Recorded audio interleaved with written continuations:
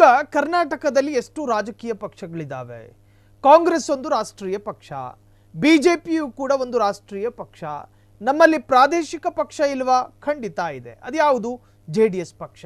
ಹಾಗಾದ್ರೆ ಇಲ್ಲಿ ಮತ್ತೊಂದು ಪ್ರಾದೇಶಿಕ ಪಕ್ಷವನ್ನ ಸ್ಥಾಪನೆ ಮಾಡೋದಕ್ಕೆ ಒಂದಷ್ಟು ಜನ ಓಡಾಡ್ತಾ ಇದ್ದಾರೆ. ಹಾಗಾದ್ರೆ ಅವರು ಯಾರು? ಜನವರಿ 24ನೇ ತಾರೀಖಿನ ಒಳಗೆ ಮತ್ತೊಂದು ಪ್ರಾದೇಶಿಕ ಪಕ್ಷದ ಹೆಸರು ಲಾಂಚ್ ಆಗುತ್ತಂತೆ. ಹಾಗಾದ್ರೆ ಕರ್ನಾಟಕಕ್ಕೆ ಮತ್ತೊಂದು ಹೊಸ ಪಕ್ಷ ಬರ್ತಾ ಇದೆಯಾ? ಜನವರಿ 24ನೇ ತಾರೀಖು ಮುಹೂರ್ತ, ಅವತ್ತಿನ ದಿನ ಲಾಂಚ್ ಮಾಡ್ತಾರೆ. ಪೊಲಿಟಿಕಲ್ ಪಾರ್ಟಿ ಅಸ್ತಿತ್ವಕ್ಕೆ ತರೋದಕ್ಕೆ ಸಿದ್ಧತೆಗಳು ನಡೆಯುತ್ತಿದೆ. ರೆಬೆಲ್ ನಾಯಕನ ನಿರ್ಧಾರಕ್ಕೆ ಬೆಚ್ಚಿಬಿದ್ದ ಪ್ರಾದೇಶಿಕ ಪಕ್ಷ. ಅಂಬೇಡ್ಕರ್ ಆದರ್ಶದ ಮೇಲೆ ಪಕ್ಷ ಕಟ್ಟೋದಕ್ಕೆ ನಿರ್ಧಾರ.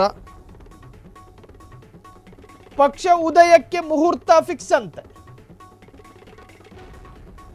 ಪಕ್ಷದ ಲೋಗೋ ಬಗ್ಗೆ ಭಾರಿ ಚರ್ಚೆಗಳಾಗ್ತಾ ಇದೆ. ಘಟಾನುಘಟಿ ನಾಯಕರು ಅಕ್ಕಪಕ್ಕದಲ್ಲೇ ಕೂತ್ಕೊಂಡು ಯಾರ ಫೋಟೋ ಲೋಗೋದಲ್ಲಿ ಬಂದ್ರೆ ಜನ ಮೆಚ್ಚುತ್ತಾರೆ ಅನ್ನೋದ್ರ ಬಗ್ಗೆ ಚರ್ಚೆ.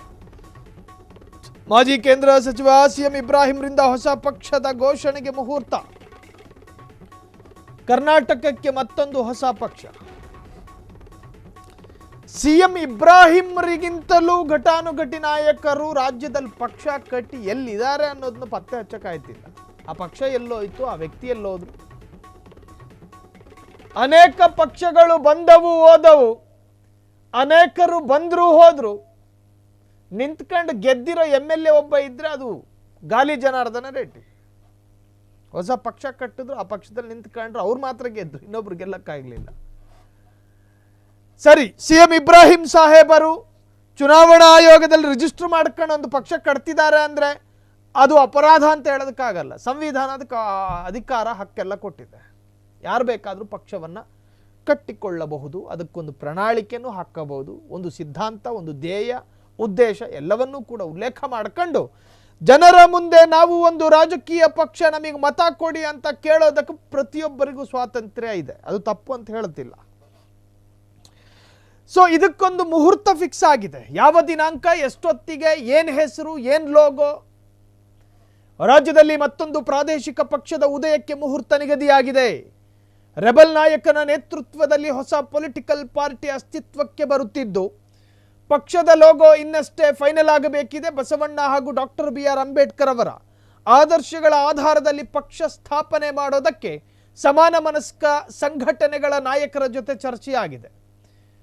ಕಲಬುರಗಿಯಲ್ಲಿ ಕೂತ್ಕೊಂಡು ಅಧಿಕೃತ ಸ್ಟೇಟ್ಮೆಂಟ್ ಕೊಟ್ಟಿದ್ದಾರೆ. ಪಕ್ಷ ವಿರೋಧಿ ಚಟುವಟಿಕೆ ಕಾರಣಕ್ಕೆ ಜೆಡಿಎಸ್ನಿಂದ ಉಚ್ಚಾಟನೆಗೊಂಡಿದ್ದ ನಾಯಕ ಸಿಎಂ ಇಬ್ರಾಹಿಂ ಜನವರಿ 24ನೇ ತಾರೀಕಿನಂದು ರಾಜ್ಯದಲ್ಲಿ ಹೊಸ ಪ್ರಾದೇಶಿಕ ಪಕ್ಷದ ಹೆಸರನ್ನು ಘೋಷಣೆ ಮಾಡ್ತಾರೆ. ಕಲಬುರಗಿಯಲ್ಲಿ ನಡೆದ ನವಕರ್ನಾಟಕ ಆಂದೋಲನದ ಸಭೆ ಬಳಿಕ ಮಾತನಾಡಿದ ಅವರು, ಸಮಾನ ಮನಸ್ಕರೊಂದಿಗೆ ಚರ್ಚೆ ನಡೆಸಿ ಶೀಘ್ರದಲ್ಲೇ ಪಕ್ಷದ ಚಿಹ್ನೆಯನ್ನ ನಿರ್ಧಾರ ಮಾಡ್ತೀವಿ. ಹೊಸ ಪಕ್ಷವು ಬಸವಣ್ಣ ಹಾಗೂ ಅಂಬೇಡ್ಕರ್ ಅವರ ಆದರ್ಶಗಳನ್ನು ಅನುಸರಿಸಲಿದೆ ಅಂತ ಹೇಳ್ತಾರೆ.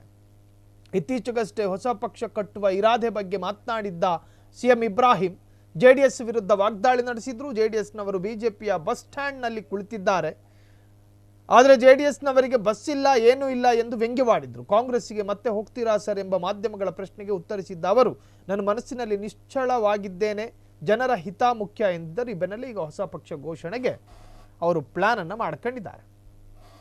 ಜೆಡಿಎಸ್ ಬಿಜೆಪಿ ಮೈತ್ರಿ ಘೋಷಣೆಯಾದ ಬಳಿಕ ಅವತ್ತು ಜೆಡಿಎಸ್ ರಾಜ್ಯಾಧ್ಯಕ್ಷರಾಗಿದ್ದ ಇಬ್ರಾಹಿಂ ನೀಡಿದ್ದ ಹೇಳಿಕೆಗಳು ಪಕ್ಷಕ್ಕೆ ಇರಿಸು ಮುರಿಸು ತಂತು. ಪಕ್ಷ ಅವರನ್ನು ಉಚ್ಚಾಟನೆ ಮಾಡಿತು. ಕರ್ನಾಟಕ ಮತ್ತು ಪ್ರಾದೇಶಿಕ ಪಕ್ಷಗಳಿಂದ ಉಚ್ಚಾಟನೆಗೊಂಡು ಅಥವಾ ಮುನಿಸಿಕೊಂಡು ಹೊರಬಂದ ನಾಯಕರು ಪ್ರಾದೇಶಿಕ ಪಕ್ಷಗಳನ್ನು ಸ್ಥಾಪಿಸಿದ ಉದಾಹರಣೆಗಳು ಕರ್ನಾಟಕದಲ್ಲಿ ಬೇಜಾನಿದೆ. ಮಾಜಿ ಸಿಎಂ ಯಡಿಯೂರಪ್ಪನವರು ಕೂಡ ಹೊರಬಂದಿದ್ರು. ಒಂದಿನ KJP ಅಂತ ಹೇಳೊಂದು ಪಕ್ಷ ಕಟ್ಟರು. ಸಚಿವ ಶ್ರೀರಾಮುಲು ಅವರ BSR ಕಳೆದ ವಿಧಾನಸಭಾ ಚುನಾವಣೆಯ ವೇಳೆ ಮಾಜಿ ಸಚಿವ ಜನಾರ್ದನ ರೆಡ್ಡಿ ಸ್ಥಾಪಿಸಿದ್ದ KRPP ಸೇರಿ ಹಲವು ಪಕ್ಷಗಳು ಈಗಾಗಲೇ ಇತಿಹಾಸದ ಪುಟ ಸೇರಿವೆ. ಅನೇಕರು ಬಂದರೂ ಹೋದ್ರು.